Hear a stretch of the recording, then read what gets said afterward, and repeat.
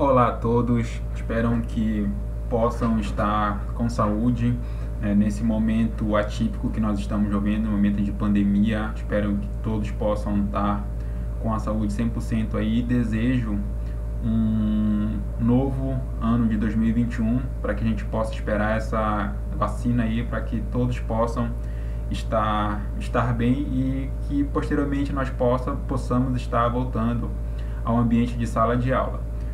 Eu me chamo Rian, sou professor da Universidade do Estado do Amapá, do curso de Licenciatura em Química, e vou estar com vocês aqui durante esse tempo, com essa nova forma de dar aula, utilizando as tecnologias da informação, justamente para viabilizar nesse processo aí de isolamento social. Dentro da nossa disciplina de Química Inorgânica 1, dentro da nossa ementa, nós vamos estar abordando conteúdos relacionados à química inorgânica, onde o nosso primeiro conteúdo que vai iniciar as outras sessões é a introdução à química do estado sólido. Os compostos inorgânicos, eles são de extrema importância no cotidiano e eles são aplicados em vários setores da indústria, os quais eles possuem essa importância, digamos assim, essa importância que marca o uso desses compostos, tanto exemplo, como a indústria automobilística, a indústria de produção de nanomateriais, no caso de nanotubo de carbono, e entre outras aplicações, como nós temos, por exemplo, aí o diamante, que é digamos assim, é um arranjo do carbono em uma determinada estrutura que faz com que ele obtenha essa forma aí bastante resistente comparada com outros materiais. Então, dentro da nossa disciplina, nós vamos ver a importância de estudar o termo estrutural, o termo do arranjo desses compostos ou desses compostos junto com outros tipos de átomos. Essas interações, elas podem influenciar diversas características, diversas propriedades que esse material esse material ele venha apresentar. Dentro dessas características, nós vamos ver alguns tópicos relacionados ao arranjo dessas estruturas, como calcular a densidade, como calcular o volume, como calcular massa, dependendo do tipo de átomo que esteja relacionado com esse arranjo.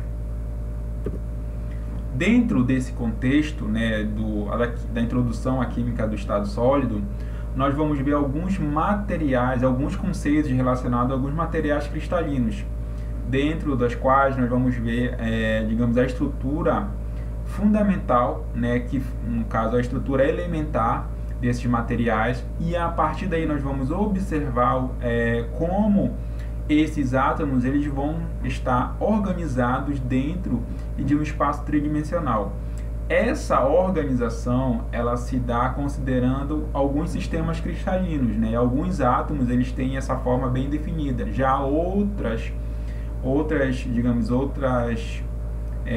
formas, outras estruturas atômicas, elas não vão apresentar a forma definida. E isso a gente vai classificar mais lá para frente, esse tipo de digamos assim, de polimorfismo, de forma não definida.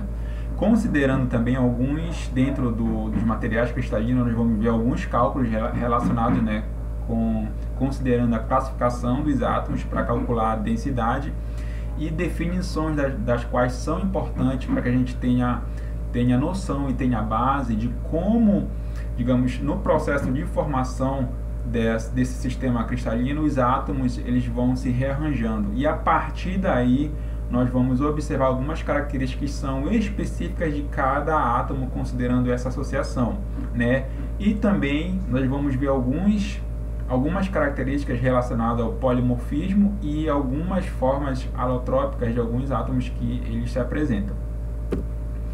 Dentro desse contexto, nós vamos estudar estrutura cristalina, diversos compostos inorgânicos e alguns compostos também orgânicos, eles apresentam, digamos, uma forma definida, ou uma forma que vai caracterizar esse tipo de material. Essa forma, ela pode ser organizada, ela pode ser ordenada ou não, né? Como nós temos alguns casos aí, como vocês observam nas imagens, né? Nós temos os cristais, que cristais são uma junção de átomos que podem estar ou não numa forma definida, e esse arranjo na qual os átomos eles se ordenam, eles vão ter forma definida ou não. Mas o que vai definir que um átomo tenha forma definida ou não? Vão ser as associações entre demais átomos, que vai fazer com que esses compostos eles tenham um ordenamento, digamos assim, linear e não linear, que no caso que são formas que não vão ter, digamos, uma pré-definição. Então vão ficar meio que distorcidas algumas dimensões relacionadas aonde esses átomos eles vão estar dispostos.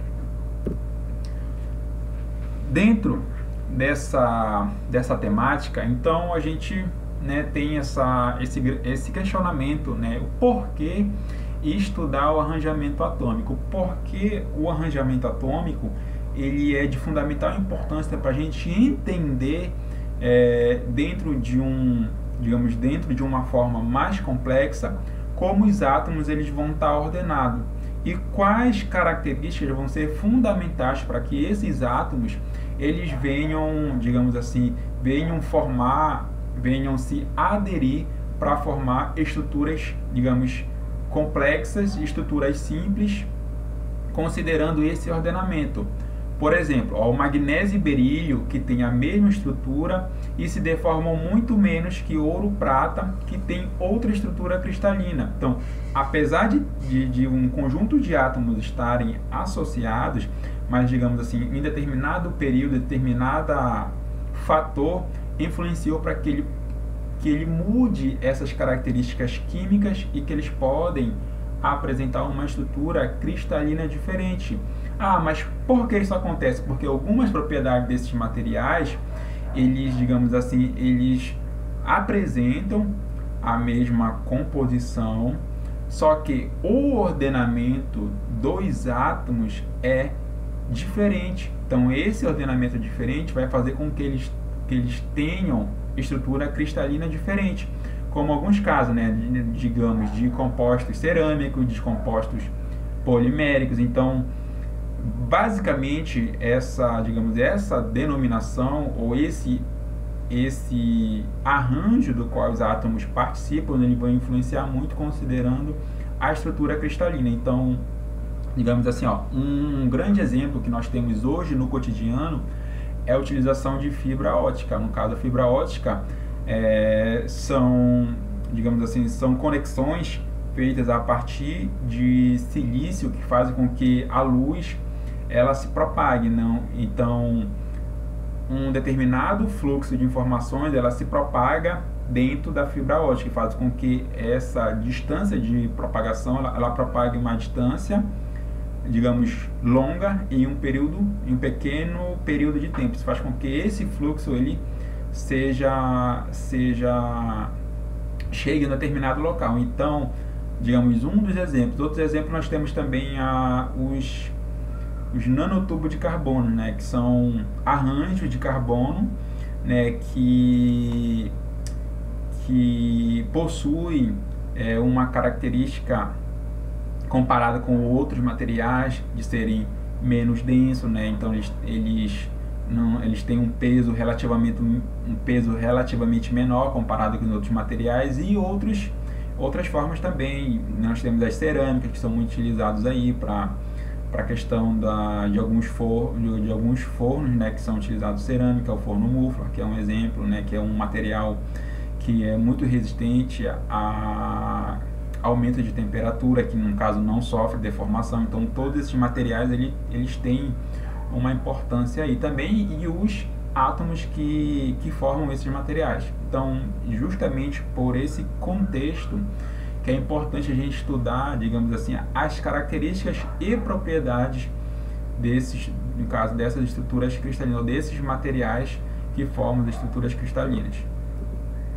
Então, dentro do arranjamento atômico, né, nós vamos ter classificações considerando como esses átomos eles vão estar dispostos dentro de uma regularidade, dentro de uma estrutura tridimensional. Então, quando o material ele tem digamos assim, um ordenamento ao longo de uma distância atômica, então ele é considerado ou ele é chamado de rede cristalina. Então, material cristalino é todo aquele material que vai ter um ordenamento, né, considerando um rearranjo atômico, né? Então, grande parte dos metais, das cerâmicas e alguns polímeros, eles vão formar estrutura cristalina sob condições normais de solidificação, né? Considerando temperatura, pressão e volume. Então, essas três características vão influenciar esse material cristalino, digamos assim, e a resistência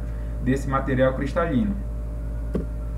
Também nós temos os materiais não cristalinos ou materiais amorfos, né? São materiais que eles não possuem um ordenamento, né, da disposição desses átomos. Então isso faz com que eles não tenham uma forma cristalina definida. Então essa forma cristalina definida é justamente esse posicionamento dos átomos dentro de um espaço tridimensional, né? Existe uma grande diferença das estruturas cristalinas, né, mais simples para estruturas cristalinas mais complexas, como nós temos exemplo das cerâmicas e de alguns polímeros, né, que vão ter uma quantidade de átomos maior comparado com essas estruturas cristalinas mais simples. Então, a quantidade de átomos ela vai influenciar, digamos assim, nessas características e nessas propriedades da estrutura cristalina. Dentro da estrutura cristalina, né, nós vamos ver digamos assim, uma unidade básica da estrutura cristalina que a gente chama de célula unitária, que é uma unidade representativa de uma estrutura maior ou complexa comparado com essa unidade básica. Essa unidade básica ela vai conferir as mesmas propriedades da estrutura tridimensional, ou seja, como se eu pegasse uma parte do todo para fazer o estudo dessas propriedades, tanto químicas quanto físicas, né, considerando a natureza do átomo, né, considerando as propriedades que vão estar relacionadas com raio atômico, raio iônico, volume, densidade. Então, todas essas características elas vão influenciar sim para a determinação digamos assim, de variações dentro de uma célula unitária, né, considerando a natureza do átomo. Digamos assim, essa característica da célula unitária, ela vai representar, né, digamos assim, a estrutura cristalina. Dentro da célula unitária, como vocês podem ver aqui, ó, na figura, eu tenho uma estrutura maior, né, e eu vou retirar apenas uma parte para representar esse todo. Então, ó, dentro dessa parte, dentro do todo aqui, eu vou pegar apenas essa parte aqui para fazer a representação dessas características considerando a natureza atômica. Então, dependendo do átomo, eu vou fazer o estudo dessas características para determinar densidade, para determinar volume, para determinar massa, para determinar que tipo de átomo faz parte dessa célula unitária e como esses átomos eles vão estar dispostos. Sendo que essa representação mostrada para vocês é como se os átomos eles fossem esferas rígidas, né? Que dependendo do volume atômico, né, a gente vai ter uma densidade relacionada com a quantidade de átomos que vão estar compreendendo essa célula unitária, onde os átomos eles vão estar alocados em locais digamos assim, em locais específicos dentro de uma célula cristalina. Então, essa localização e essa quantidade de átomos vai fazer com que eu consiga fazer a classificação dessas células unitárias, né, considerando a quantidade de átomos e exatamente onde os átomos vão estar alocados. Então, aqui nós temos a representação de uma célula cristalina. Então, essa célula cristalina, o que eu posso fazer? Eu posso pegar ela e compactar. A partir do momento que eu faço a compactação, que eu diminuo essa distância atômica entre os átomos, eu tenho essa estrutura aqui, ó, uma estrutura compacta em que o que é observado?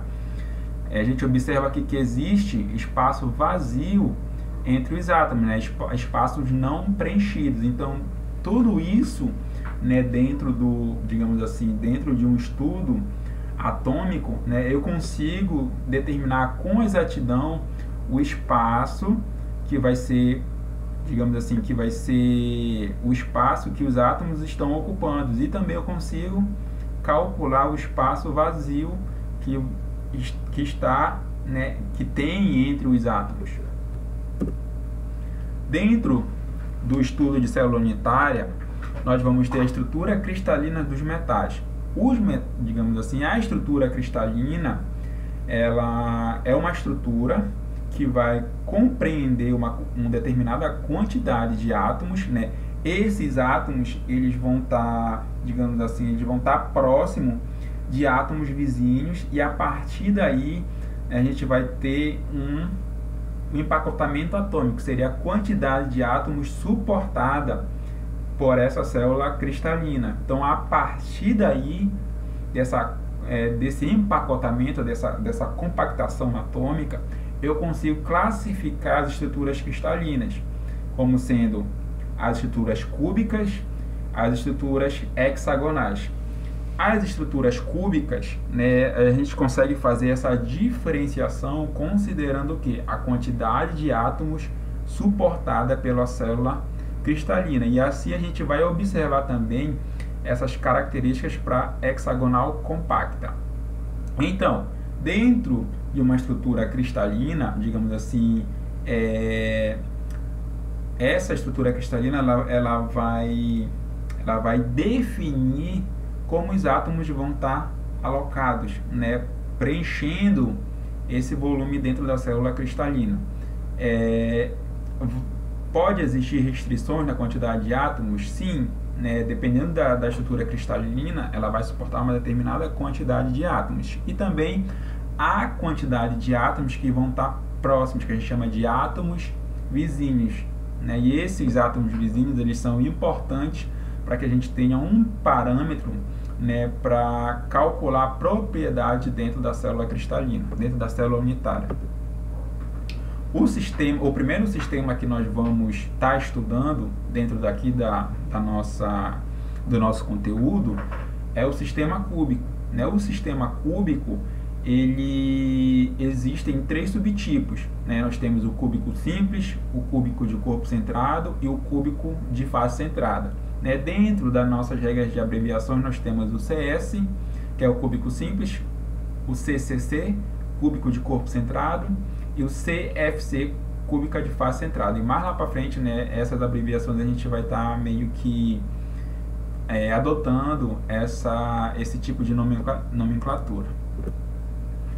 Então, o primeiro sistema que nós vamos estar estudando é o sistema cúbico simples. Então, dentro dessa representação da célula unitária, nós vamos ter aqui, ó, essa representação do sistema cúbico simples, né, que a gente pode observar aqui.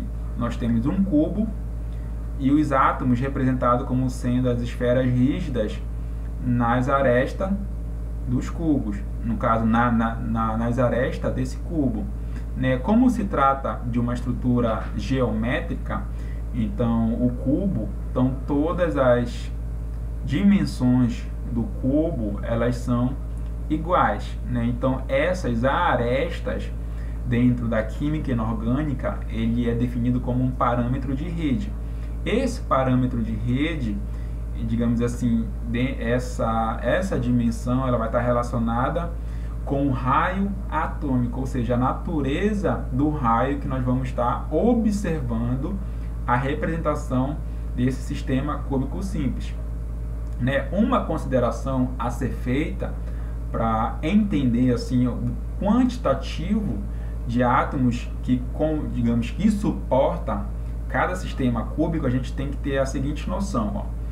Considerando o volume preenchido, no caso o volume que vai estar ocupado, que vai estar dentro do cubo, a gente considera o seguinte, que apenas 1/8 de cada átomo vai estar compondo a célula unitária.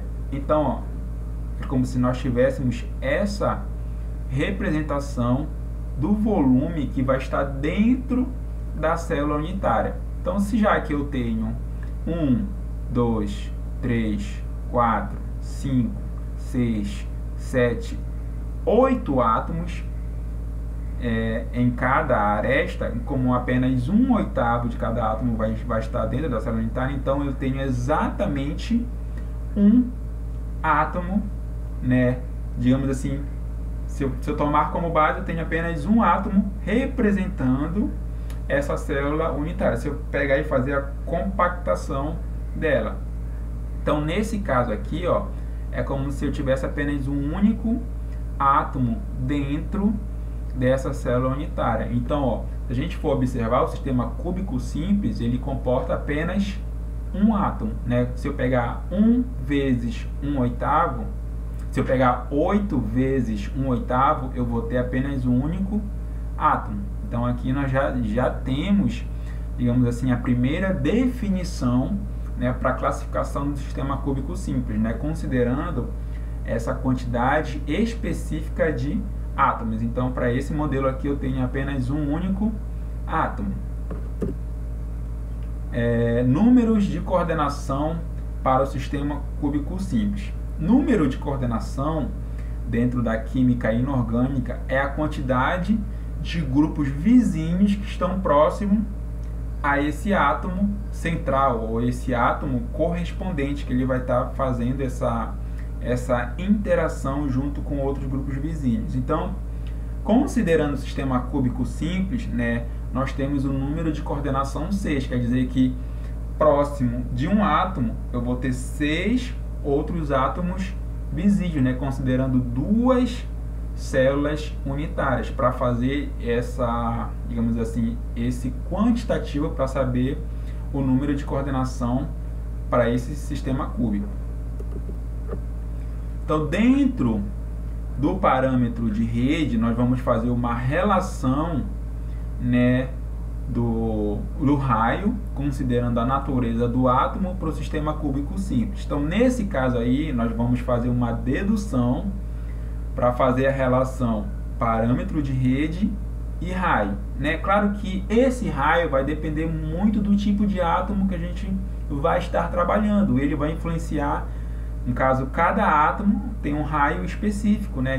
De acordo com a distribuição eletrônica. Então, isso vai, digamos assim, essa especificidade do tamanho do átomo que vai atribuir características únicas, né, a essa célula cristalina, digamos, para ter uma maior dureza, para ter uma maior resistência, uma maior ou menor densidade. Então, tudo vai estar relacionado com a natureza dos átomos que vão estar compondo essa célula cristalina. Então, vamos tomar como base digamos assim, essa relação entre o parâmetro de rede e o raio.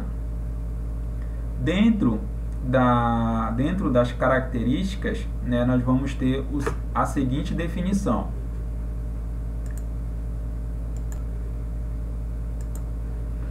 Dentro do sistema cúbico simples,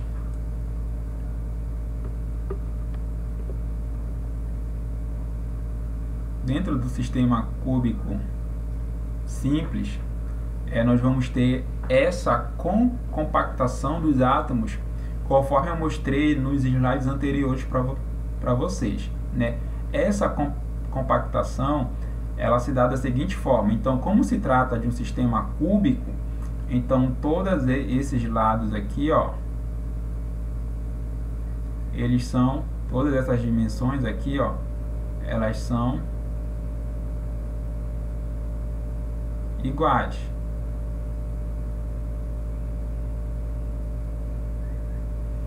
Só que, ó, como se trata do átomo, então nós temos essa distância aqui, ó, dessa aresta até essa posição aqui. Então, essa distância da aresta até essa ponta aqui, ó, como se trata do átomo, então nós temos o raio.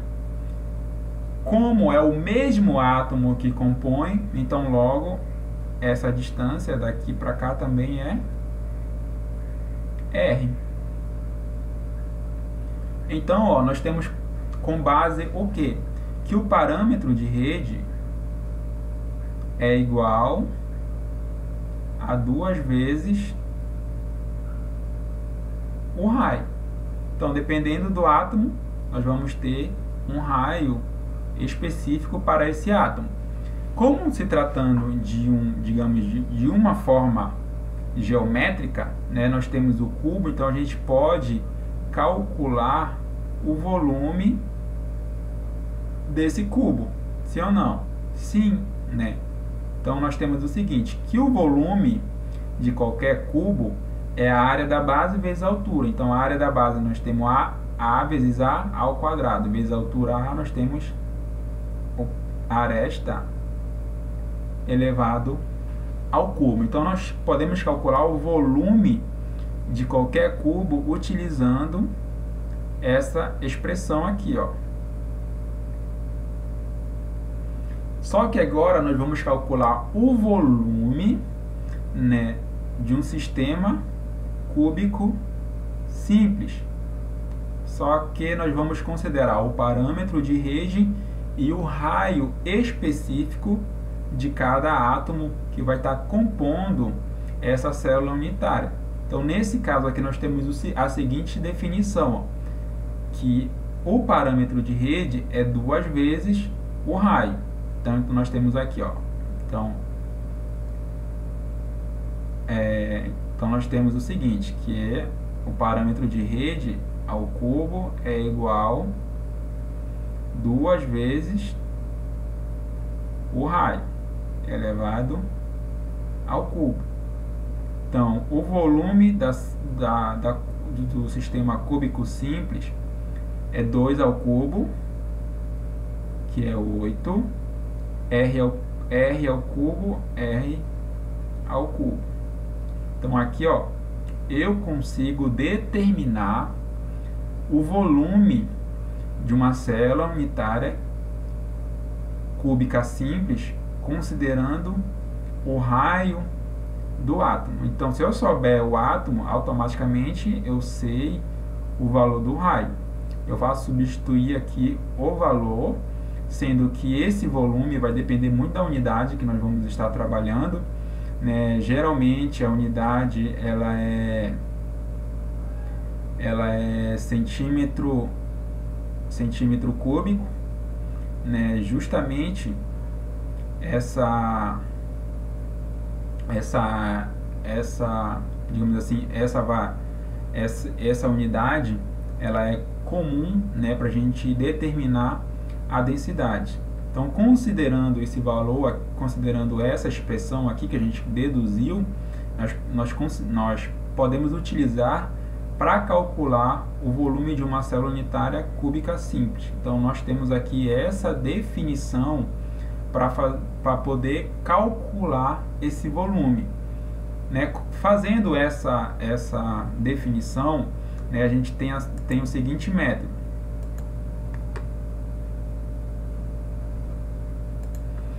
Dentro da definição, né, nós conseguimos determinar, né, a equação para calcular o volume do sistema cúbico simples. Né? Só que nós sabemos que dentro do sistema cúbico simples, né, existe espaço não preenchido pelos átomos. Né?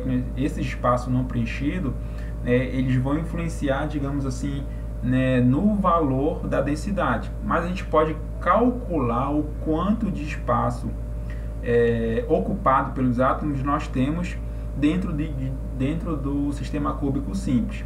Esse cálculo ele é denominado de fator de empacotamento, né, para o sistema cúbico simples. O fator de empacotamento ele não é nada mais nada menos que no caso o número de átomos vezes o volume dos átomos dividido pela célula cristalina. Então a partir dessa relação entre esses valores eu consigo determinar o fator exatamente o quanto, né, quanto em valor é preenchido pelo volume atômico e também o quanto de volume não preenchido. A gente consegue calcular esse fator de empacotamento.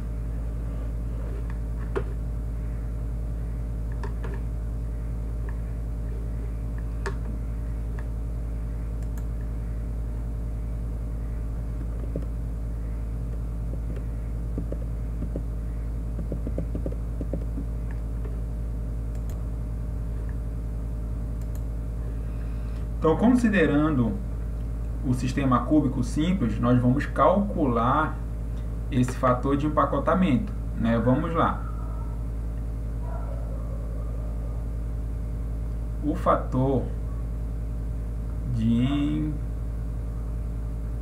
empacotamento é o número de átomos vezes o volume atômico dividido pelo volume da célula unitária.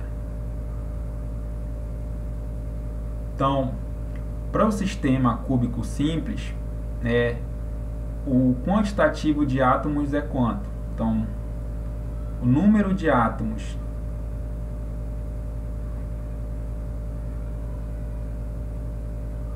para o sistema cúbico simples, como a gente viu, é 1. Então, apenas 1/8 dos átomos que vão estar presentes na aresta, eles estão dentro da célula unitária. Então, 8 vezes 1/8, nós temos 1. Então, o quantitativo de átomos é 1 vezes o volume atômico.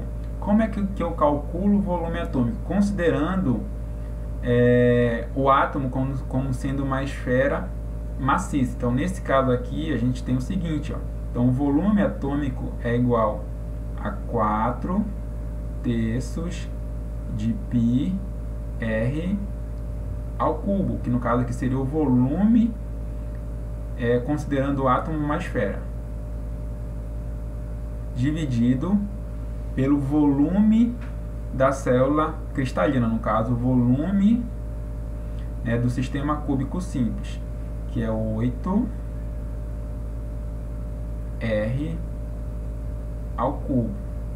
Então, fazendo a multiplicação e utilizando as propriedades matemáticas, nós temos nós vamos obter a seguinte expressão. Então, 1 vezes 4/3, nós vamos ter 4/3 de πr ao cubo, vezes, então aplicando a propriedade aqui, uma divisão de fração, conserva a primeira pelo inverso da segunda, então nós vamos ter 1 dividido por 8R ao cubo. Então, quem eu posso simplificar? R ao cubo com R ao cubo. Posso cortar aqui mais. Então, 8 dividido por 4. Vou cortar aqui. Então, é 2. Sobrou π dividido, então, 3 vezes 2, 6. Então, o fator de empacotamento para o sistema cúbico simples, então se eu pegar π e dividir por 6, eu vou ter aproximadamente 0,52, ok? que isso significa que no sistema cúbico simples eu terei 52% de espaço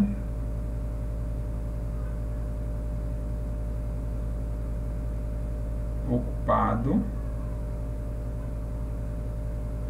e 48% de espaço vazio, de espaço não ocupado, que no caso seria essas regiões aqui, ó, onde o átomo não conseguiu ocupar. Então, ó, dentro do sistema cúbico simples, né, nós temos, digamos assim, um espaço relativamente razoável ocupado pelos átomos e considerando também um espaço significativo, né, de espaço vazio, de espaço não ocupado pelos átomos. Então, a partir daí, nós temos como parâmetro, né, para calcular o volume no sistema cúbico simples.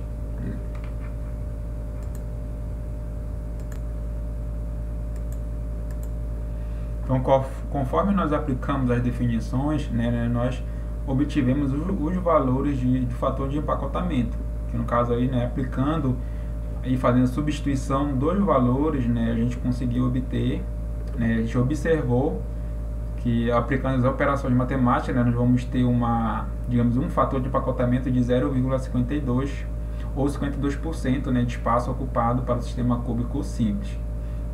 Então essa etapa, ela é bem, digamos assim, a gente tem que ter noções, né, de um pouquinho de aplicações da matemática para a gente saber fazer esse ordenamento, né, dessas variáveis para obter os valores. Então, dentro da subdivisão do sistema cúbico, nós temos o sistema cúbico de corpo centrado. Então, diferente do sistema cúbico simples, o que a gente observa logo de cara? Conforme na imagem aqui, ó, nós temos um átomo bem no centro dessa célula unitária, né, e os demais dispostos nas arestas do cubo. Então, a partir daí nós temos essa dimensão e essa diferenciação considerando apenas o que? Uma característica, a quantidade de átomos. Se a gente for observar no sistema cúbico simples, nós temos apenas um único átomo. E no sistema cúbico de corpo centrado, se a gente for ver, a gente tem 2 átomos. Então, a partir daí, eu consigo já observar uma diferenciação considerando o número de átomos. Aí, agora, a gente vai fazer a relação entre parâmetro de rede e raio, né? Só que aqui eu apresentei para vocês a relação direta, mas a gente vai deduzir essa relação para ficar mais fácil o entendimento, para a gente não ter que ficar decorando equação. Então a gente vai aprender como a gente chega nessas equações, que fica mais fácil o aprendizado, né? Então, dentro dessa, digamos assim, dessa subclassificação, né, a gente observa um quantitativo de 2 átomos. Então nós temos exemplos, né, de átomos que eles cristalizam no sistema cúbico de corpo centrado. Nós temos mais comuns encontrados: ferro, cromo e tungstênio, né, considerando essas características. Mas, professor, né, se a gente for observar esse parâmetro de rede, como os átomos eles podem estar fazendo, digamos assim, essa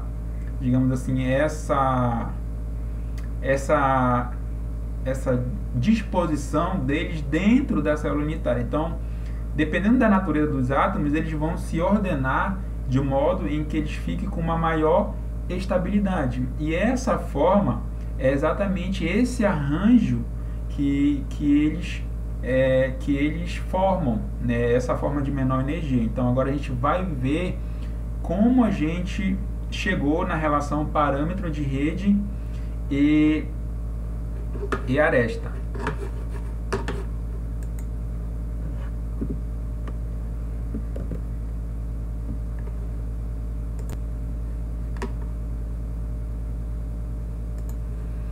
Então, dentro do sistema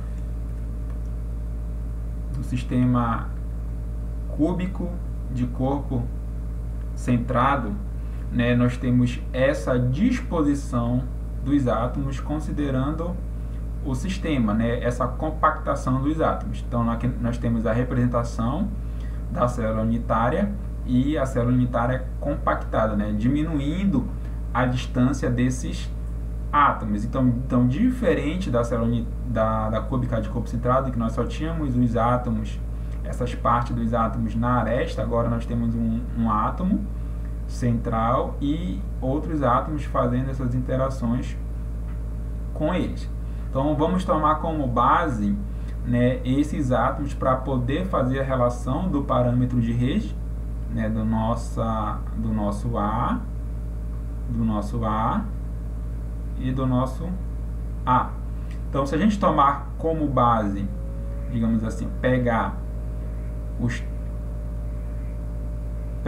átomos que vão estar na aresta para fazer essa relação com o parâmetro de redes, a gente buscar aqui, ó, digamos, se eu pegar como base, pegar essa aresta e fazer a relação com essa aqui de trás, ou essa aqui puxar para cá. Então vamos pegar essa daqui, ó, digamos essa distância aqui e fazer essa analogia aqui para poder determinar corretamente a relação do parâmetro de rede.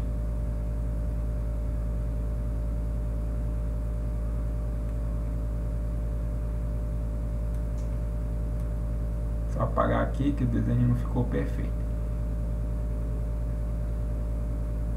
Então vamos lá.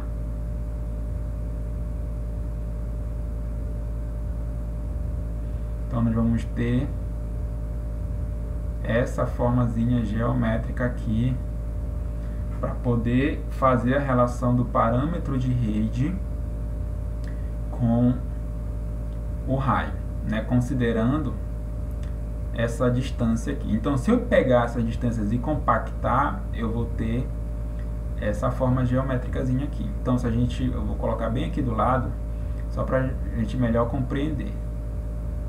Então, basicamente, eu vou ter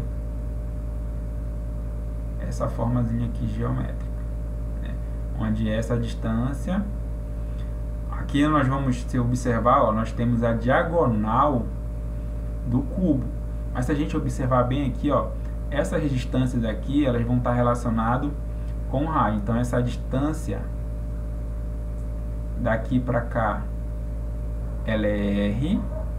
Se eu pegar da ponta, no caso da ponta que vai estar tocando lá para cá,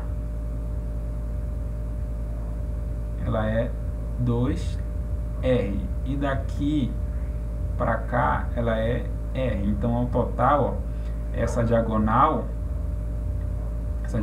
do cubo, ela é 4 vezes o raio. Só que vamos considerar aqui, ó, então essa diagonal aqui é 4 vezes o raio. Mas como nós conseguimos determinar, como a gente calcula a diagonal do cubo? Então a diagonal do cubo a gente consegue determinar assim, é a aresta vezes a raiz de 3, né? Então a gente consegue determinar o valor dessa diagonal, né? Vamos fazer agora a substituição, porque ó, na diagonal, considerando esse quantitativo de átomos, nós conseguimos dizer que a diagonal é 4 vezes o raio. Então vamos fazer a substituição aqui, ó. Então diagonal, digamos, do sistema cúbico, diagonal do cubo, então vai ser 4 vezes o raio, que vai ser igual a, que é o parâmetro de rede, vezes raiz de 3. Então agora é só fazer a parte matemática, né? Vamos isolar o parâmetro de rede, que no caso é a nossa aresta, é 4R dividido por raiz de 3. Pronto, então conseguimos fazer a relação da aresta com o raio, nosso parâmetro de rede. Mas a gente pode também estar calculando o volume do sistema cúbico de corpo centrado. Como é que a gente calcula o volume de um cubo?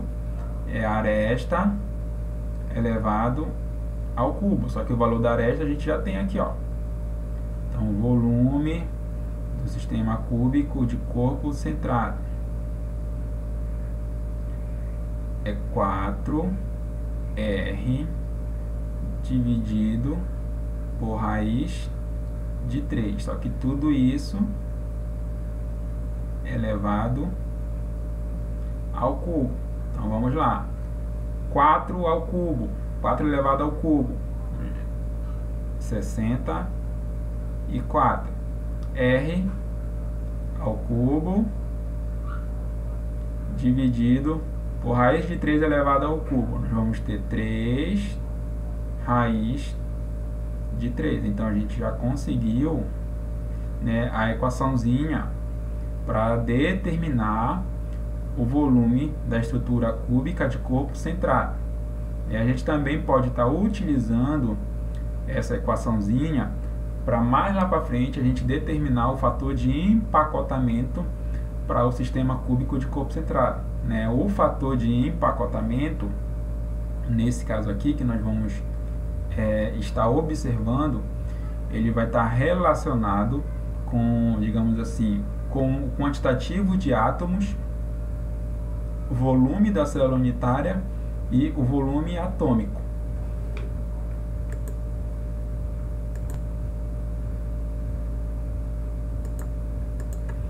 Então, fizemos a demonstração, né, como se faz a relação aresta-raio, e também conseguimos determinar o volume, para calcular o volume no sistema cúbico de corpo centrado. Então, aí a definição, como eu tinha mostrado para vocês. O número de coordenação para o sistema cúbico de corpo centrado, CCC, o número de coordenação é 8. Então, do sistema cúbico simples, nós temos 6. Do cúbico de corpo centrado, 8. Né? Então, a gente observa que aumenta o número de átomos vizinho, justamente porque nós temos um aumento de um quantitativo de átomos. Só que, no caso, a gente aumenta mais uma célula cristalina para fazer essa definição para o número de coordenação. Então, aqui apresentado para vocês como é, digamos assim, o formato, né, da estrutura cristalina para o número de coordenação 8, né, que a gente, no caso, a gente vai ter 4 átomos de vizinho aqui em cima e 4 átomos de vizinho aqui embaixo desse átomo central aqui. Então, 1, 2, 3, 4, 5, 6, 7, 8. Um total de 8 átomos de vizinho a esse átomo central. Vamos demonstrar esse fator de empacotamento para o sistema cúbico de corpo centrado.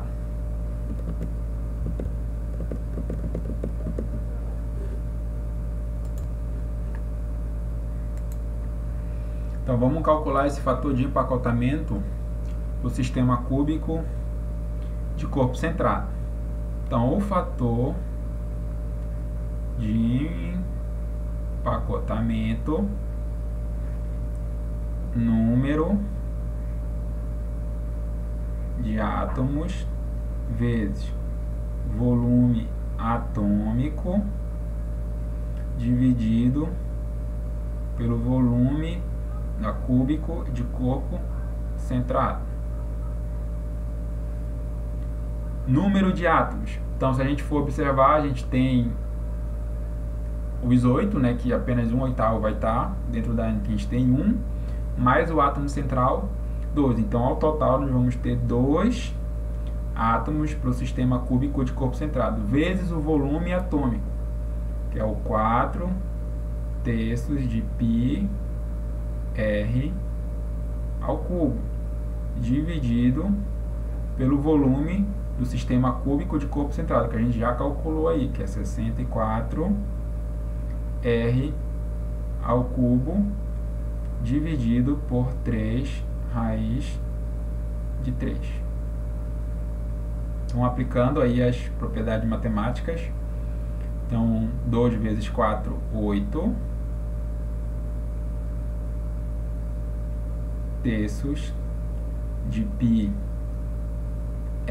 ao cubo vezes, então a gente conserva o numerador e multiplica pelo inverso, conserva a primeira pelo inverso da segunda, no caso do denominador aqui. Então a gente vai ter 3 raiz de 3 dividido por 64 r ao cubo.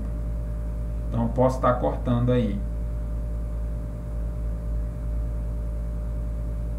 r ao cubo com r ao cubo. Posso estar simplificando 3 com 3. Então 64 dividido por 8, tá? Vamos colocar logo aqui. Eu vou ter π, ter raiz de 3 vezes π dividido 64 dividido por 8, eu vou ter 8. Então, fazendo aí os cálculos, isso vai dar exatamente 0,68. O que isso representa? Então, que dentro do sistema cúbico de corpo centrado, 68% de espaço ocupado e 32% de espaço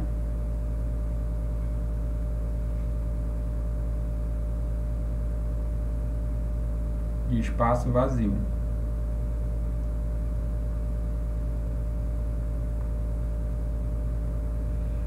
Então eu vou ter esse quantitativo para o sistema cúbico de corpo centrado.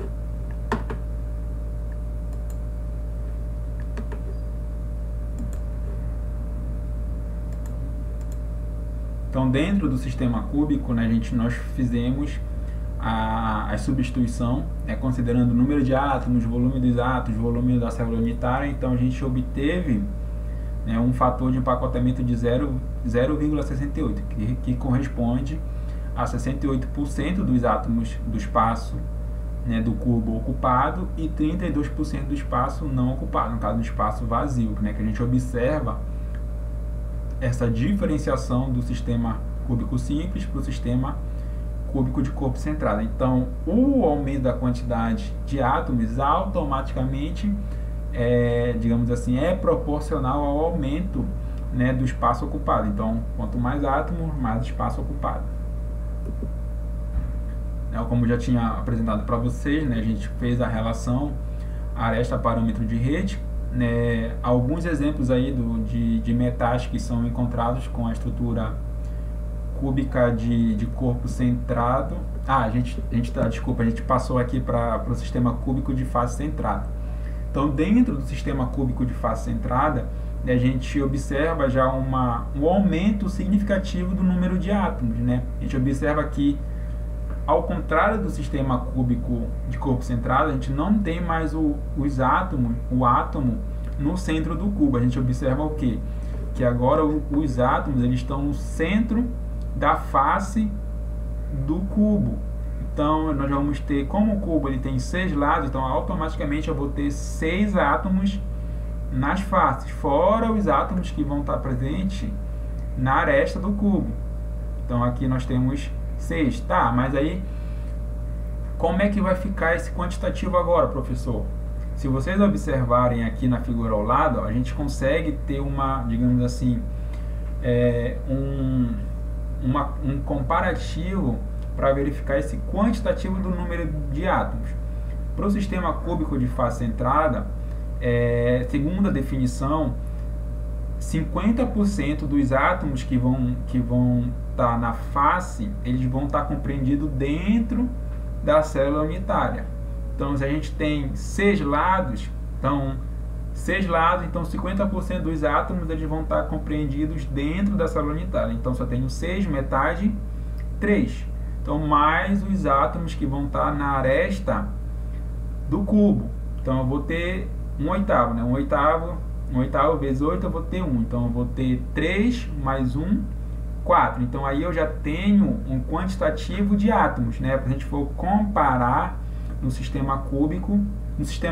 Então no cúbico simples nós temos 1 átomo, no sistema cúbico de corpo centrado 2 átomos e no sistema cúbico de face centrada nós temos 4 átomos. Então, pelo quantitativo de átomos para o sistema cúbico, eu consigo já fazer essa classificação considerando esse quantitativo de átomos, né? Se algum exercício ou alguma atividade aparecer a quantidade de átomos, você já vai saber qual sistema cúbico vai estar relacionado. Ou se eu colocar o sistema, digamos, sistema cúbico de face centrada, você já vai saber o quantitativo de átomos que vai estar relacionado com esse sistema. Então agora a gente vai apresentar a relação parâmetro de rede e raio, né? Então os metais mais comuns que são encontrados, né? Nós temos alumínio, ferro, cobre, chumbo, prata e níquel, né? Esses são digamos, os metais que são mais comuns de ser encontrados para esse sistema cúbico. Aí a gente tem outros também, mas esses são aí os que mais são utilizados também.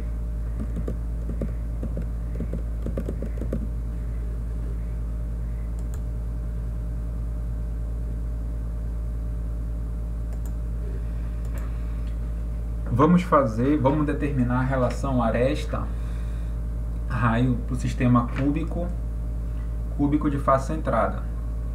Sistema cúbico de face centrada. Então vamos fazer a compactação dessa célula unitária, né, considerando 50% dos átomos que vão estar na superfície da face e 1/8 dos átomos que vão estar nas arestas do cubo. Então nesse caso aqui, vamos tomar como base essa face que está no plano da tela no computador de vocês, ou no computador ou no telefone. Então vamos tomar como base ela, para poder fazer a relação aresta-raio. Então nesse caso aqui, a gente vai considerar essa face aqui que vai estar no plano do quadro. Então vamos lá.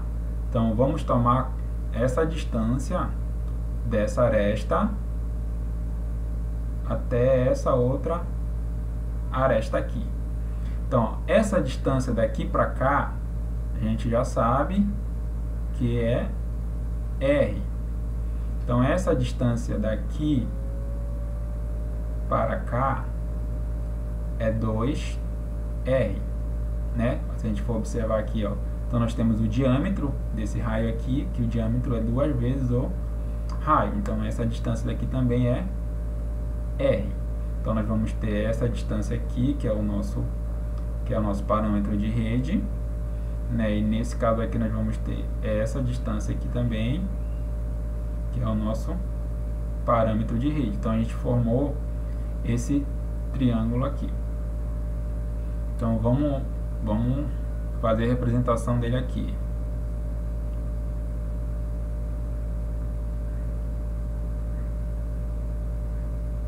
Então nós vamos ter A e aqui 4R. Então eu quero fazer a relação entre parâmetro de rede, no caso a nossa aresta, com o raio. Nós temos aqui um triângulo, né, equilátero.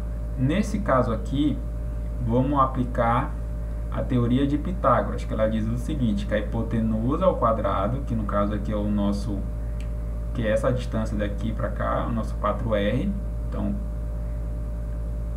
4R ao quadrado é igual à soma dos catetos ao quadrado. Então é a soma do quadrado dos catetos. Então vamos lá. 16, 4 ao quadrado, 16. R ao quadrado, que é igual a 2A ao quadrado. Então eu posso fazer a simplificação, né? Vamos considerar aqui, ó. Então, 16 por 2 sobra 8 pra gente aqui, né?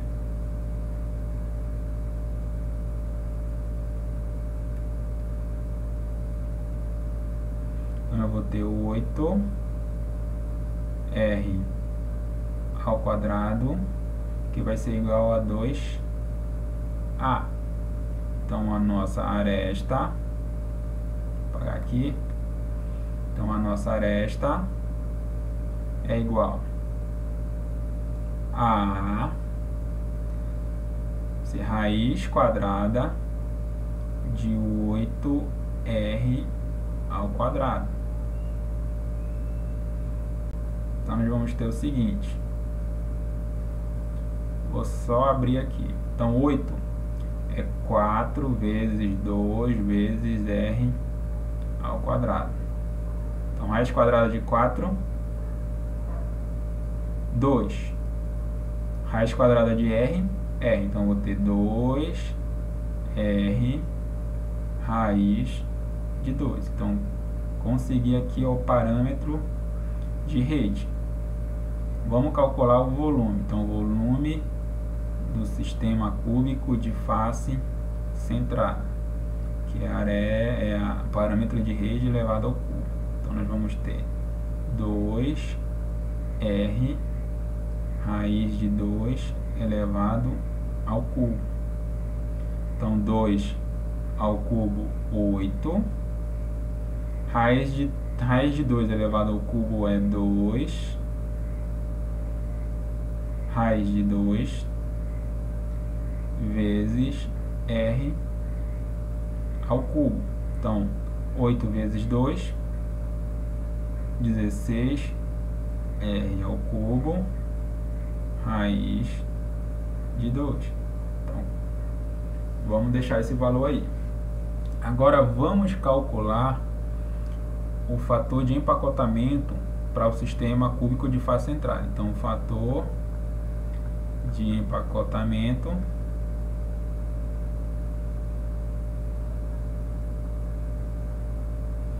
o número de átomos para o sistema cúbico de face centrada, como a gente colocou. Então, número de átomos é igual a 4. Então, 3 das arestas, no caso os 3 que vão dar 50% na face e 1/8 de cada um que vai estar na aresta. Então, 3 mais 1, 4. Então, a gente vai ter 4 vezes 4/3 de πr ao cubo, que no caso aqui é o volume atômico, dividido pelo volume da sistema cúbico de face centrada, que no caso é 16 R ao cubo raiz de 2. Então vamos lá, 4 vezes 4, 16 πr ao cubo, tudo isso dividido por 3 vezes 1 sobre, conserva a primeira pelo inverso da segunda. Então 16 R ao cubo raiz de 2. Então posso simplificar aqui 16 com 16, 16 com 16, R ao cubo com R ao cubo, sobrou π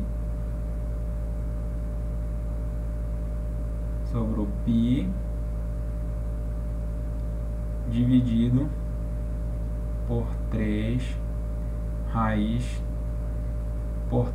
de 2.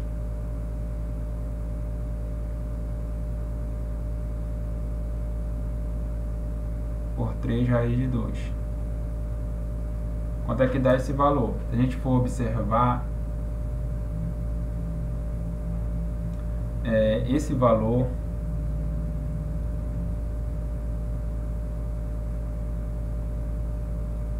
vai dar igual a 0,74%. ou 0,74. A gente considera o porcento aqui que ainda não é.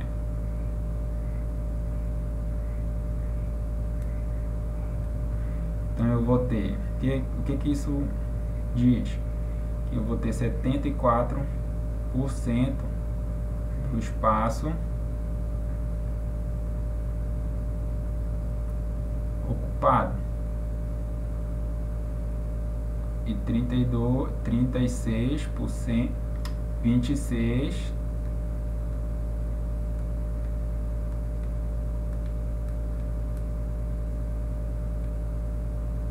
26% espaço não ocupado. Então a gente observa que dentro do sistema cúbico, quanto maior o número de átomos, mais vai ser o espaço ocupado e inversamente, né, o espaço não ocupado. Então isso mostra o quanto, digamos assim, o aumento atômico está relacionado com a capacidade do volume da célula unitária.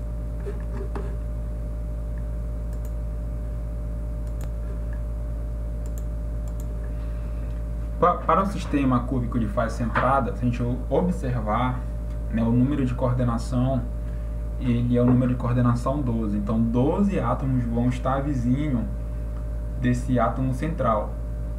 Mas como isso é feito? A gente toma como base, utilizando duas células unitárias do sistema CFC para fazer essa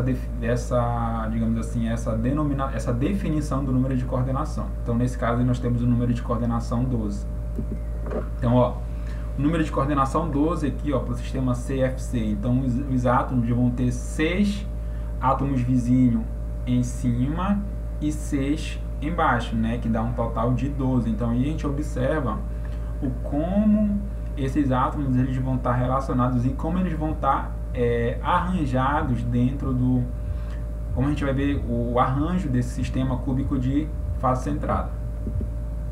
Então, aqui seria a definição, né, como a gente conseguiu demonstrar e fazer a relação parâmetro de rede e raio para o sistema cúbico de fase centrada. Então, a gente obteve essas definições aí, conforme foi apresentado para vocês, né, para o parâmetro de rede.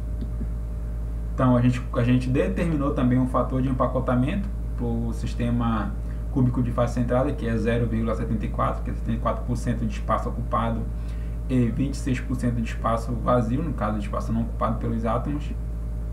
Então, fazendo as substituições aí dos valores, a gente obteve esse valor de 0,74. Então, agora a gente vai passar para cálculo de densidade, né? Já que a gente está digamos, na introdução à química dos sólidos, se é um sólido, a gente pode calcular esse volume e posteriormente a gente pode estar determinando o valor de densidade, né? Como a gente consegue determinar para alguns cristais, alguns polímeros, né? Algumas cerâmicas, a gente está determinando esse valor de densidade. Então, o valor de densidade, ele foi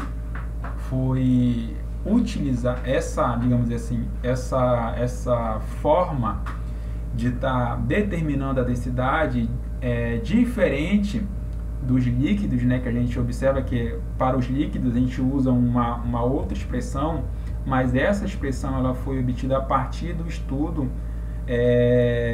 determinação, digamos, da densidade é a massa dividido pelo volume, né? A gente consegue determinar essa densidade. Então, a partir daí a gente conseguiu fazer digamos assim, as substituições utilizando algumas equações para obter essa nova equação para determinar a densidade dos compostos sólidos, né? Considerando o número de átomos, volume da célula cristalina, no caso a massa molar, o peso molar do átomo que vai estar relacionado com a estrutura cristalina, e utilizando o número ou a constante de Avogadro, né, que é um valor que a gente já conhece desde lá da química geral. Então a gente vai fazer o estudo dessa definição para poder calcular a densidade dos sistemas que foram apresentados até o momento.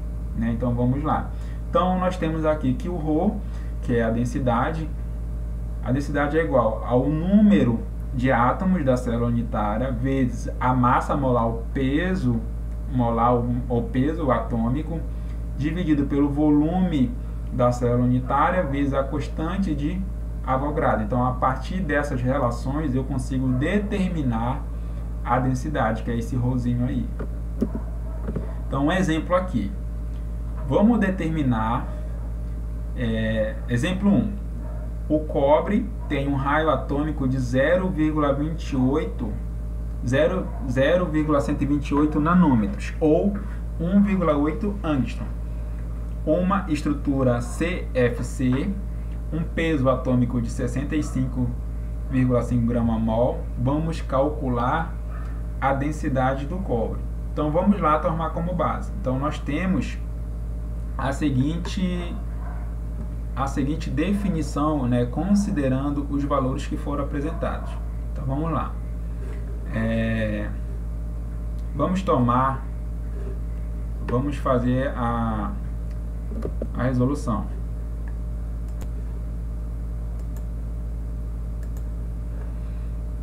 No exemplo, né, que é colocado no exemplo 1,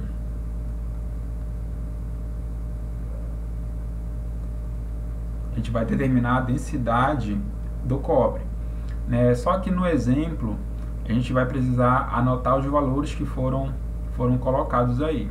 Então, o valor do raio, né, que foi apresentado, que é 0,128 nanômetros, né? A massa atômica do cobre, que é 63,5 gramas por mol, né? E que mais que ele está dando? Ele disse que é um sistema CFC, então a gente já sabe o quantitativo de átomos, que é 4 átomos. Vamos aplicar a equação. E a constante de Avogadro, que é 6,02 vezes 10 a 23 átomos. Então, a partir daí a gente vai conseguir determinar essa densidade. Vamos lá. Então, vamos utilizar a equaçãozinha. Então, a densidade é igual ao número de átomos vezes a massa molar dividido pelo volume da célula unitária vezes a constante de Avogadro. O número de átomos. Como se trata de um sistema cúbico de face centrada, então o número de átomos é 4 vezes a massa molar do cobre, que é 63,5. Tudo isso dividido. Então, o volume da célula cristalina. Só que nesse caso aqui, ó, a densidade que aparece na resposta, né, a unidade está grama por centímetro cúbico, não é? Então, ó, se vocês observarem aqui, essa unidade do raio, ela está em metro, no caso está em nanômetro. Então, eu vou ter que transformar isso para centímetro primeiro, para poder utilizar esse valor, para poder fazer a substituição. Então, vamos lá. Vamos fazer essa conversão. Então, o raio é igual. Nós temos 0,128 vezes 10 a menos 9 metros. Que o menos 9 é o nano, né? Só que em 1 metro a gente tem quantos centímetros? Tem 100. Então, vamos multiplicar isso aqui por 10 ao quadrado. Então, eu vou ter 0,128 vezes 10 a menos 7 centímetros. Então, eu já tenho o valor do raio em centímetros. Então, agora é só aplicar, né, para calcular esse volume. Então, a aresta, como é que a gente calcula o volume da célula cristalina na cúbica de face centrada? Então, é 16 R ao cubo raiz de 2 vezes a constante de Avogadro, que é 6,02 vezes 10 a 23. Então, vamos fazer a substituição dos valores aqui. Então, 4 vezes 63,5, tudo isso aí dividido por 16 vezes 0,128 vezes 10 a menos 7 elevado ao cubo vezes raiz de 2 vezes 6,02 vezes 10 a 23. Então, fazendo aí os cálculos na calculadora científica de vocês vão obter um valor de 8,89 gramas por centímetro cúbico. Então, esse é o valor da densidade que foi determinada, né, para o cobre quando ele está com a estrutura cúbica de face centrada.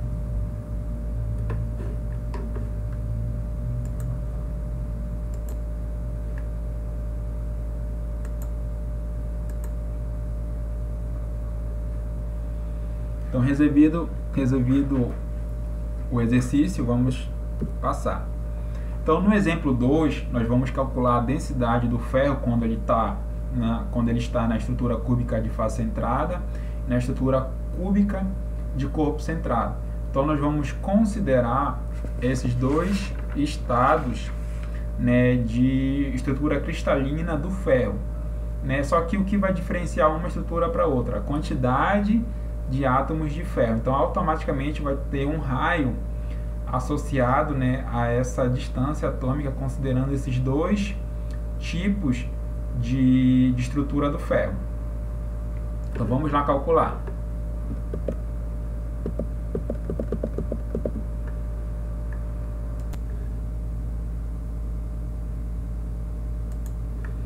Então, no exemplo, é dada duas estruturas cristalinas do ferro. Nós temos o ferro cúbica de corpo centrado e o ferro cúbica de face centrada. Sendo que na estrutura cúbica de corpo centrado, o ferro tem uma aresta, um parâmetro de rede igual a 2,8666 angstrom, né? Só que a gente tem que converter essa unidade para centímetro, né? Como a gente observou. Só que um angstrom equivale a 10 a menos 10 metros. Então a gente vai ter o seguinte: já vai ter 2,866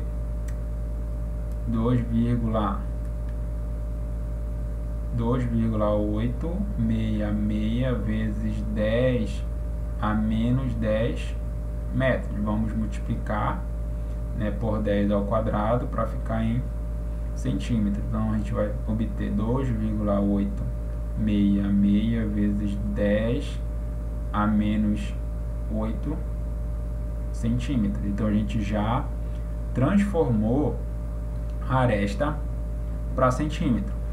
Como se trata do ferro, então a gente já sabe, foi dado a massa do ferro, que é 55,85 gramas por mol. Então agora é só pegar esses valores e aplicar na equação. Então a densidade é o número de átomos vezes a massa dividido pelo volume do CCC, né, cúbica de corpo centrado, vezes a constante de Avogadro. Número de átomos, cúbica de corpo centrado, a gente sabe que é 2 vezes a massa atômica do ferro, 55,85. Tudo isso dividido pelo volume da célula cristalina cúbica de corpo centrado. Se vocês observarem, diferente do exemplo anterior, lá no exemplo anterior foi dado o raio, aqui ele já deu o valor da aresta, então é só pegar esse valor e elevar ao cubo. Então 2,866 vezes 10 a menos 8 elevado ao cubo vezes 6,02 vezes 10 a 23. Então, usando a calculadora, a gente vai obter um valor de 8, valor de 7,88 gramas por centímetro cúbico. Então agora a gente vai calcular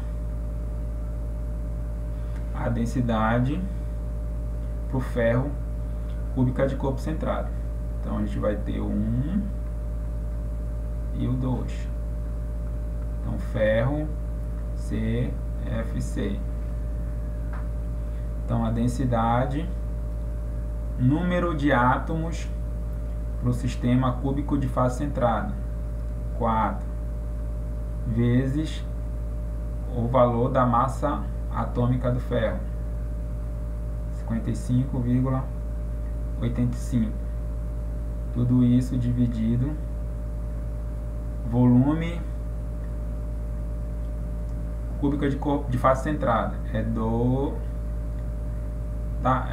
vamos colocar aqui que eu esqueci de colocar o valor da aresta. O valor da aresta da cúbica de fase centrada é 3, já vou colocar transformado, já 3,59 vezes 10 a menos 8 centímetros. Então tá aqui já em centímetro. Então é 3,59 vezes 10 a menos 8 elevado ao cubo vezes 6,02 vezes 10 elevado a 23. Então aí a gente obtém um valor de 8,03 gramas por centímetro cúbico.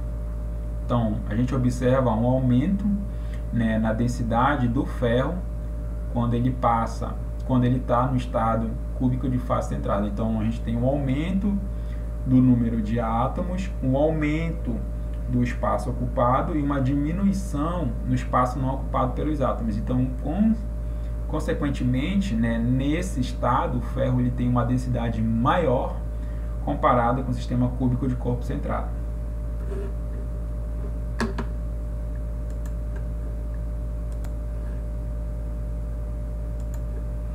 No exemplo 3, diz o seguinte: o alumínio metálico apresenta diversas aplicações importantes em razão de sua baixa densidade, 2,7 gramas por centímetro cúbico. Determine a dimensão de sua célula unitária em picômetro, sabendo que o metal cristaliza no arranjo cúbico de fase centrada. Então, nesse exemplo, a gente vai determinar o parâmetro de rede, que no caso seria o A, para essa forma do alumínio no sistema cúbico de fase centrada. Então ele já deu o valor da densidade, basta a gente olhar na tabela periódica o valor da massa atômica do alumínio. Então a gente observa aí que o alumínio ele tem uma massa atômica de 26,98 gramas por mol. Então é só pegar, vamos fazer aí a resolução desse exercício. Então vamos lá. Então já deu o valor da densidade, que é 2,7 gramas por centímetro cúbico. Eu já sei que se trata de um arranjo cúbico de face centrada, onde eu tenho 4 átomos, massa do alumínio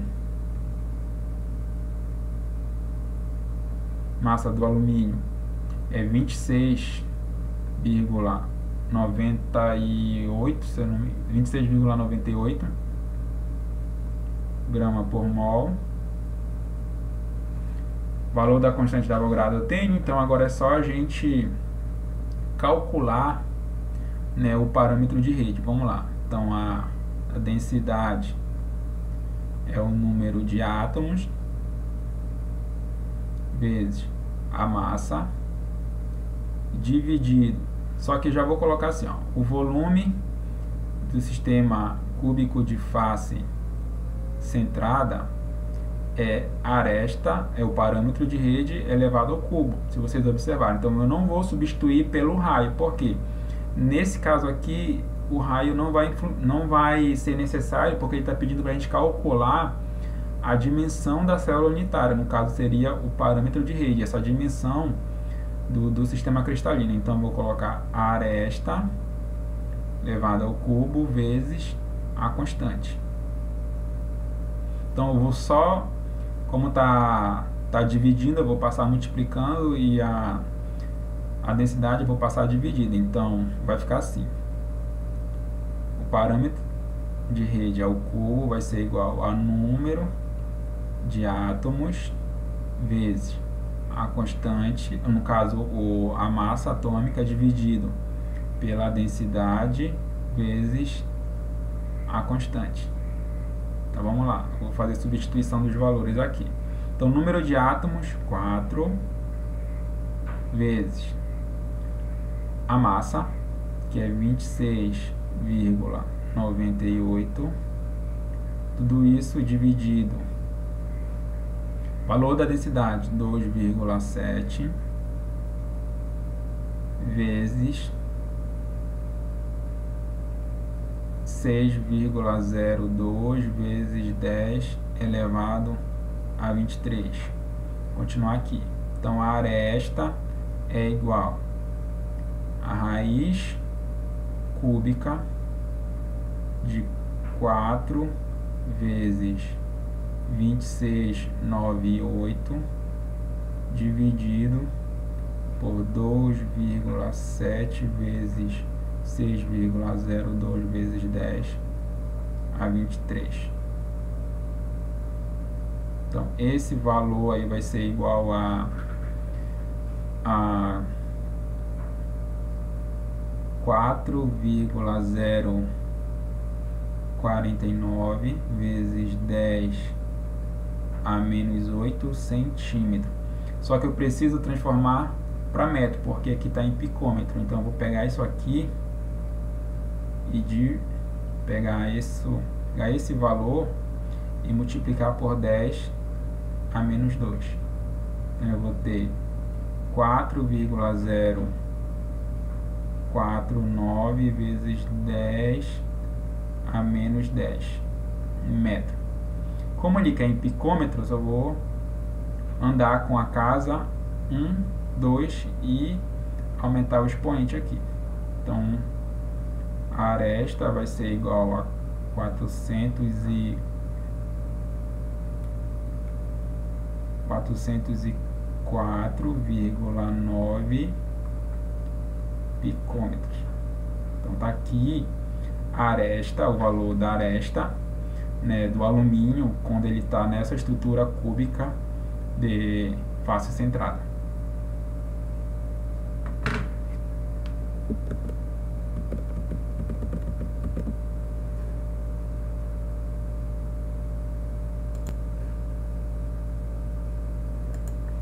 Então, basicamente, para esse exemplo, a gente precisa atentar para as unidades, fazer as conversões corretas e saber a utilização, né, de andar com a vírgula para deixar na unidade correta, dependendo do exercício ou do exemplo que a gente esteja resolvendo. Então aqui uma tabela de resumo para o sistema cúbico. Então dentro do sistema cúbico simples, cúbico de corpo centrado, cúbica de face centrado, o total de átomos por tipo de célula, o número de coordenação para cada tipo, o parâmetro de rede que a gente fez a demonstração, né, de como a gente chegou nesses valores, e o fator de empacotamento para cada tipo de célula cristalina, de retículo ou célula cristalina. O sistema hexagonal simples, né? Dentro do sistema hexagonal simples, né, eu tenho um hexágono no qual eu vou ter um átomo no centro e os outros, né, considerando nas arestas. Diferente do sistema cúbico, o sistema hexagonal ele comporta uma quantidade, digamos assim, um pouco maior relativamente, né, comparada com o sistema hexagonal, só que, no entanto, né, o fator de empacotamento ele é baixo, porque a quantidade de átomos dentro do retículo cristalino, dentro da célula unitária, ela é menor. Então, nesse caso aí, para esses tipos de sistema hexagonal, né, esse fator de empacotamento ele é baixo. Então, nós vamos ter as variações, né, considerando, a gente viu a hexagonal simples e agora a hexagonal compacta. Então, comparado com a simples, né, a gente observa um aumento do número de átomos. Então, se aumenta o número de átomos, consequentemente aumenta o fator de empacotamento. Nesse caso aqui nós temos um exemplo, né, do magnésio e do zinco, que eles apresentam-se num sistema hexagonal compacto. No sistema hexagonal, os átomos eles estão diretamente em camada abaixo, como a gente observa aqui, ó. Então a gente pega e compactar esses átomos, né, a gente obtém mais ou menos essa forma aqui e a compactada. Então a gente observa que os átomos, ó, uma quantidade significativa é deixada de fora, enquanto que uma parte também ela se faz presente dentro desse tipo de célula unitária. Então, dentro da hexagonal compacta, a gente observa a relação com o parâmetro de rede, né, que o parâmetro de rede, nesse caso aí, ele é 2 vezes a aresta, porque nesse caso aqui a gente vai considerar, ó, essa distância para cá. Então, a gente vai ter R e R. Então, logo, a aresta aqui, ó, a aresta, a gente for considerar esse lado aqui do hexágono, né, a gente vai ter 2 vezes o raio. E uma altura relativa dependendo do número de átomos que vão estar aqui no centro. Geralmente são 3. Então, nesse caso aqui, a gente vai ter uma razão entre a altura e a aresta de um valor constante de 1,63 para todos os tipos. Sendo que nesse tipo aí, a gente, no caso, nessa primeira camada, a gente tem 6 átomos, 3 e 6. Então, 6, 3 e 6. Então, ele vai compacta. Então, nesse caso aí, ele cai no mesmo valor do sistema cúbico de face centrada por fator de empacotamento, que no caso fica 0,74. Então, nessa relação parâmetro de rede do sistema hexagonal, a gente observa também uma equivalência considerando o fator de empacotamento. Mas o que? O número de átomos comparado com o sistema cúbico de face centrada, ele é maior. Então, automaticamente, eu consigo fazer essa diferenciação considerando o número de átomos. Aqui, como eu tinha falado para vocês, né, como é feito a relação da altura com o parâmetro de rede, né, que vai dar esse valor constante aí de 1,63. A gente observa aqui, ó, a figura do hexágono, né, a gente consegue também determinar a densidade, né, considerando a disposição e a natureza do átomo. Só que para esses exemplos aí, para casos que apresentam o sistema hexagonal, eles não são tão comuns comparado com o sistema cúbico, né? E a gente vai ver também os parâmetros basais, no caso tanto do sistema hexagonal quanto do sistema cúbico. A gente vai ver também as redes de Bravais, então os 14 tipos que nós temos para comparação em termos do volume atômico. Então, aqui é apresentada uma relação entre o raio atômico e o tipo de metal e a estrutura do cristal, né? Esse raio ele vai estar em nanômetro, né? Porque é uma, digamos assim, é uma unidade de medida atômica, pode ser também igual ao Angstrom. Então, nesse caso aí, nós temos essa variação entre os metais e o valor do raio, né? Considerando o tipo de átomo, né? E nessa tabela é bem variado, considerando a estrutura de 16 metais, então a gente observa uma variação nesse valor do raio. Possivelmente a gente pode estar calculando o volume dessa estrutura aí. Posteriormente vocês podem pegar essa tabela aí para calcular o volume dos átomos considerando o tipo de estrutura cristalina. Sistemas cristalinos, eles dentro do estudo, né, eles vão ter superfícies planas contínuas, que a partir daí a gente consegue determinar esses valores da relação aresta-parâmetro de rede, né, considerando a natureza do átomo. Então, a partir daí a gente conseguiu determinar algumas características, né, como densidade, volume, massa. A gente pode estar calculando a massa, a gente pode também, a partir de um volume, a gente pode determinar que tipo de geometria tem um cristal a partir desse quantitativo de átomos, e assim a gente pode estar fazendo outras relações também, que algumas técnicas que são utilizadas para caracterização de minerais. Nós temos a cristalografia de raio-x, nós temos o próprio raio-x também, que ele consegue, né, fazer essa determinação de cristais. Dentro da química inorgânica também a gente consegue obter cristais e também a gente consegue fazer a caracterização desses cristais. Aqui nessa tabela apresentada para vocês o parâmetro da relação, né, entre as células e os 7 sistemas de cristal, né, considerando o tipo e a variação de ângulo entre eles. Digamos, apesar de um composto ele apresentar formas diferentes, o que vai estar relacionado, vai estar considerando o ângulo que vai existir entre no caso, essa variação dos modelos, do modelo cúbico aqui, ó. Então todos os ângulos eles são iguais a 90. No sistema hexagonal, nós vamos ter o ângulo gama de 120, que é esse ângulo maior aqui, ó, comparado com o sistema cúbico. No sistema tetragonal também, todos os ângulos vão ser igual a 90. Aqui nesse romboédrico, o gama vai ser diferente de 90, justamente que vai dar essa inclinação. No ortorrômbico também vai ser igual, todos os ângulos internos vão ser igual a 90. No monoclínico nós vamos ter o beta diferente do beta, e o beta ele é diferente do alfa e do gama, né? E no triclínico também os três vão ser diferentes, que vai dar essa inclinação, né, para esse tipo aí de estrutura do cristal, no caso de sistema cristalino. Aqui as 14 redes de Bravais, que serve para diferenciação, né, considerando o tipo de estrutura cristalina, no caso do sistema cristalino, como eu tinha apresentado para vocês, a diferenciação considerando o ângulo interno, né? Essa diferenciação faz com que atribuam características específicas, né, devido a essa angulação aí, fazendo com que digamos, esse cristal ele apresente uma resistência menor comparada com outro tipo, né? Então essas características vão estar relacionadas ao tipo de átomo que vão estar compondo essa célula cristalina.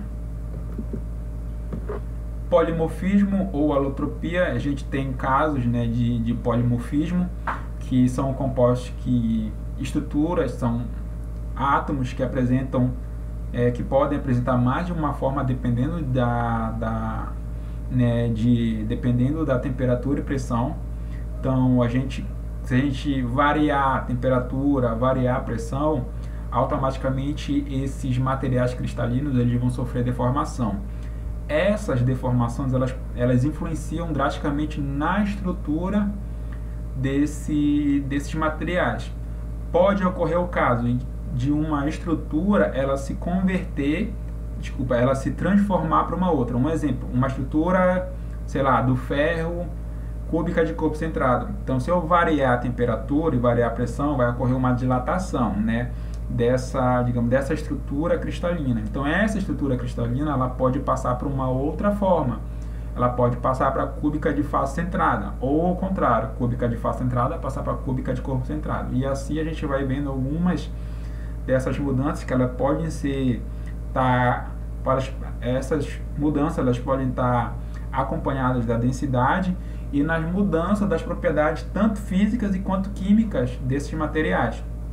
Aqui nós temos exemplos de materiais que exibem esse polimorfismo: ferro, titânio, o carbono. Nós temos a forma grafite e a forma diamante, sendo que a forma diamante ela é uma forma que é produzida a partir de condições específicas, condições muito extremas de temperatura e pressão, né? Como a gente sabe que é difícil, né, a gente obter um diamante, né? E esse composto de silício aí, né, ele chega a ter o carbeto de silício, chega a ter 20 modificações cristalinas, dependendo dessa variação de pressão e temperatura, né? O carbono grafite, se a gente for comparar com o diamante, né, ele tem uma resistência menor, né? O grafite ele é quebradiço, a gente consegue quebrar facilmente, diferente do diamante, onde as ligações entre os carbonos elas vão estar mais próximas, automaticamente eles vão ter mais atração, vai ser mais difícil romper essas ligações, que a gente fala de força de cisalhamento dessas ligações. Então,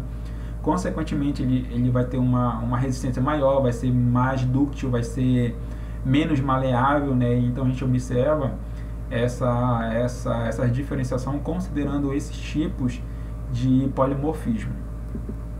Então aqui nós temos um exemplo de alotropia do ferro.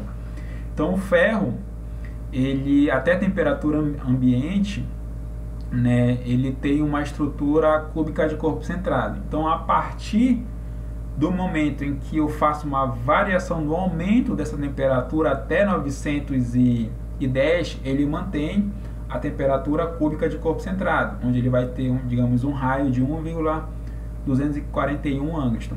Então, a partir do momento em que eu aumento a temperatura acima de 910, ele muda, digamos, a estrutura cúbica, ele passa a ser uma estrutura cúbica de face centrada. Se eu aumentar ainda mais essa temperatura, o ferro ele volta para a estrutura cúbica de corpo centrado. Então a gente observa digamos assim, uma modificação, uma mudança na estrutura cristalina desse digamos, do ferro quando ele apresenta do ferro nesse estado. Então a gente observa o quê? Que inicialmente ele é cúbica de corpo centrado, com aumento da temperatura ali cúbica de face centrada, e quando eu aumento ainda mais a temperatura ele volta para a estrutura cúbica de corpo centrado. Só que aí eu considero a quantidade de átomos também, porque inicialmente eu tenho 2, depois ele passa para 4, depois ele passa para 2.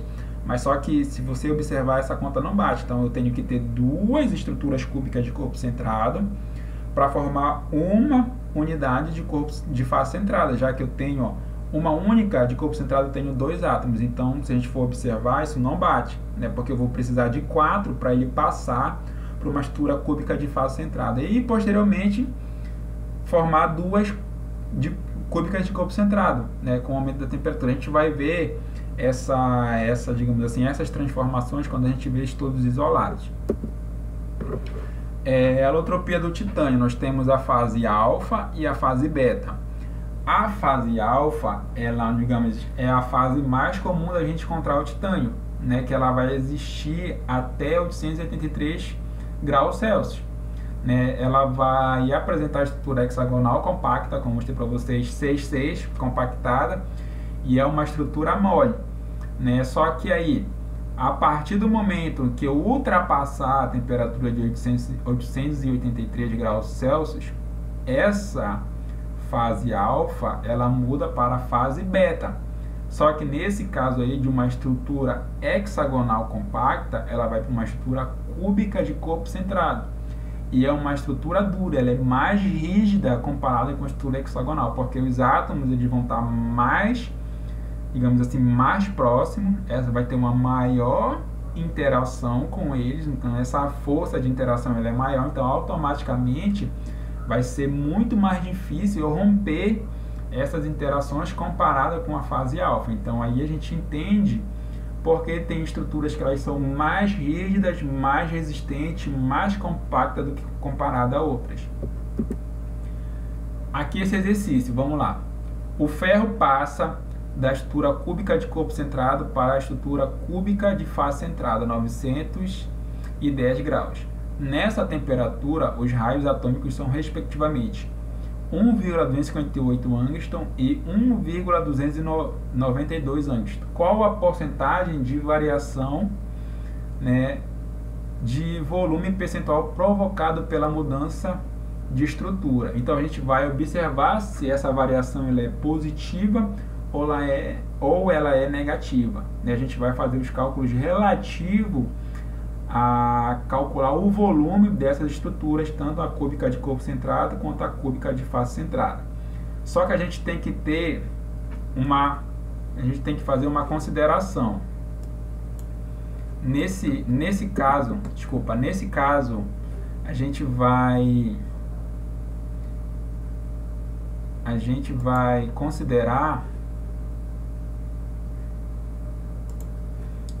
considerar o ferro com uma estrutura cúbica de corpo centrado e uma estrutura cúbica de face centrada. Ele vai passar, né, ele vai ocorrer essa mudança de estrutura cristalina. Então vamos tomar por base aqui, ó. Inicialmente, na estrutura cúbica de corpo centrado, eu tenho 2 átomos. Só que a partir do momento que aumenta a temperatura, ele sofre essa modificação, né? A gente observa que ele muda a estrutura para a cúbica de face centrada. Automaticamente a quantidade de átomos ela dobra. Então eu tenho inicialmente 2 e posteriormente aparece 4. Mas como? De onde veio esses outros 2 átomos para formar essa estrutura aqui? Então o que eu tomo como base? Que inicialmente foi utilizado dois sistemas cúbicos de corpo centrado. Então eu vou ter 2, né? 2 mais 2 para dar isso aqui, para poder essa conta aqui dar certo. Então eu vou ter 2 unidades do sistema cúbico de corpo centrado para formar uma unidade cúbica de face centrada. Só que como se trata de cálculo de porcentagem, então eu posso deixar esse raio com essa unidade aqui, ó, trabalhar com ela sem precisar converter para metro, depois para centímetro. Então basta a gente calcular essa porcentagem aí. Então vamos lá. A gente tem o seguinte, né, que o volume vamos calcular o volume aí. Então nesse caso a gente tem a seguinte definição. Eu já vou colocar aqui para vocês, só para vocês terem a noção. Então aqui, ó, vamos calcular como eu tinha dito para vocês. Então eu tenho 2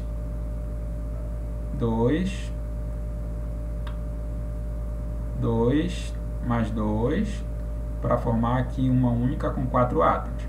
Então a estrutura cúbica, esse volume ele vai ser multiplicado por 2, porque eu preciso de 2 unidades para formar essa. Então basta eu aplicar a substituição para relacionar o parâmetro de rede para obter, ó, esse valor. Mesma coisa que eu vou calcular para a cúbica de face centrada. Então aqui eu tenho esses 2 valores aqui de volume, é um volume inicial, depois um volume final. Então eu vou ter o seguinte, que a variação do volume ela é igual o volume CFC menos o volume C cúbica de corpo centrado, tudo isso dividido pelo volume CFC vezes 100%, para eu ter para eu saber se essa variação ela foi positiva ou negativa, se houve uma contração ou uma expansão desse volume. Então, a gente for fazer substituições aí, então 48 menos 49, a gente vai ter menos 0,2 dividido por 48,80 vai dar menos 0,0040 vezes 100%, eu vou ter uma variação de menos 0,40% de variação. Então, o volume ele reduziu em 0,40%. Então, houve uma contração do volume inicial para formar essa estrutura cúbica de face centrada. Então, a gente observa que se houver variação de temperatura, então automaticamente pode ocorrer ou uma expansão ou uma contração nesses volumes aí. Então, a partir daí a gente consegue ter essa estimativa se o volume vai aumentar ou o volume vai diminuir. Então, esse exercício aí vai ficar para vocês fazerem fazer a resolução. Eu vou resolver aqui com vocês agora esse exercício. Vamos lá.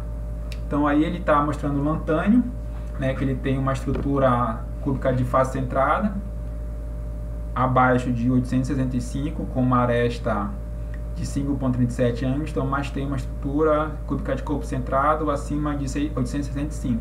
Então, vamos calcular. Calcule a troca de volume quando o lantânio passa por 185. O lantânio expande ou se contrai se lhe fornecer energia a essa temperatura.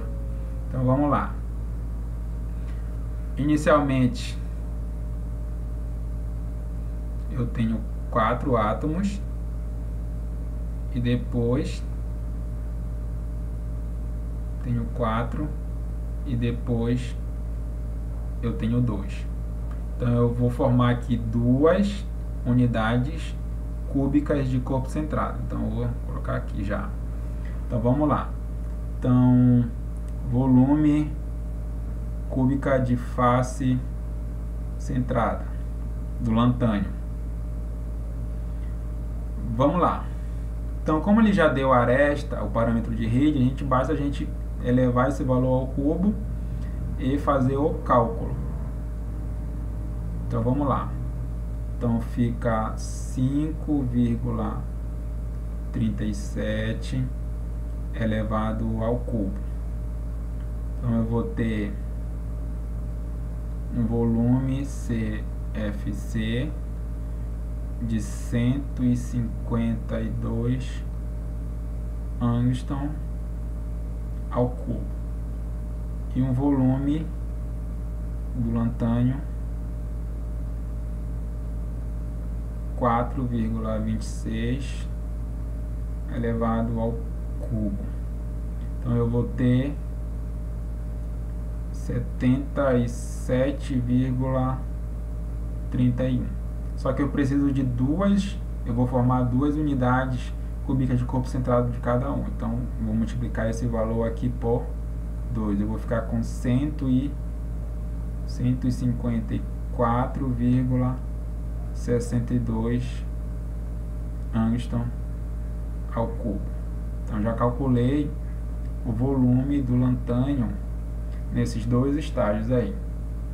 Então, a variação do volume seria 154,62 menos 152, tudo isso dividido por 154,62 vezes 100%. Vai ser igual a 1,68%. Logo, o lantânio se expande.